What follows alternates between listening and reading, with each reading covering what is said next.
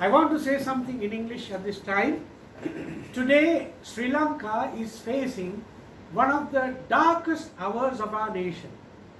And on the 11th of May, after all the disasters that took place on the 9th of May, the President of our country gave a promise to the nation, which is recorded in the TVs and radios, that he will pave the way for the country to go into a new arrangement constitutionally, where he would even surrender the presidentship and allow the people to decide for themselves who should be ruling them, how should the constitution be changed to bring in more democracy without concentrating power and authority in one central person called the president.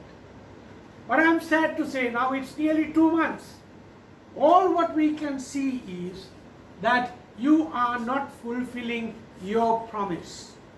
I am sad to say as a religious leader that the kind of reforms that you are trying to bring in does not relate to the problem at all. The constitutional changes that are now being proposed by the government has no relevance at all to the conflict and to the difficulties that the people of this nation are facing. And therefore we need a clear sign of the President moving into action, not merely by words. You are the one who apologized to the people first before the 9th of May that you made a mistake of going into carbonic fertilizer in an overnight arrangement which never took place but destroyed the agricultural setup in our country. Now, if you admitted that you are at fault, you also have a responsibility towards the nation, not just to acknowledge that you are wrong, not just to say there is something wrong with the executive presidency in the country. You should be the first person to set up the example for other politicians by taking a bow and closing the curtain of your era of being in power, because it has been a total failure. And during these 2 months, we have not seen anything to say that you are trying to make positive moves. All what we see is the negative moves you are making to concert the power around yourself, to somehow or other remain in power and authority. Your Excellency, as a religious leader, I appeal to you that you kindly make the way for the people to make decisions regarding their future of this land.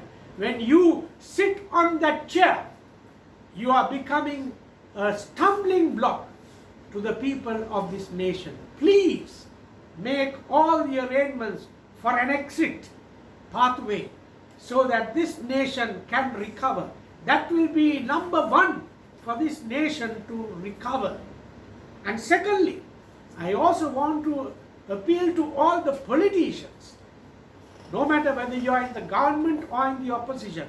All that we see now as the citizens of this country is you all are only interested in either remaining in power, or you all are interested in grabbing power when you are not in the seat of power. Now, who is going to be benefited by this? The people are not asking for a new government or for a new ruler. What they are asking is, give us the gas for our cooking, give us the fuel for our vehicles, give us uninterrupted power supply, bring down the cost of living, which is escalating in a manner where the people of this country are not able to have 3 square meals per day, not even 1 square meal per day. My dear politicians, don't you feel the pain and the agony of the people that you represent? Please listen to them and do your part to restore the lives of the people, not to restore yourself and your family. And very particularly, what we want to see is politicians who are in touch with the people in their time of agony. I was very sad to find that in the parliament there has been a request made by parliamentarians that apart from the police protection they are entitled to as parliamentarians, they want military protection. How sad! That shows that you are not tuned to the people. You are at another wavelength which has no relevance to the people of our nation. So please, I appeal to all of you, don't get into a power struggle.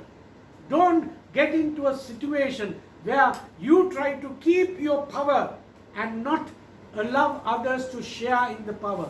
What we need now is a national government. A national government. And if you don't work on that, I tell you, the country will go into a worse situation. So, as a religious leader, my appeal to the President is, please work out an exit for yourself and allow the country to recover. And to the politicians, please do not get into a power struggle, but attend to the people who are struggling for their survival. Thank you.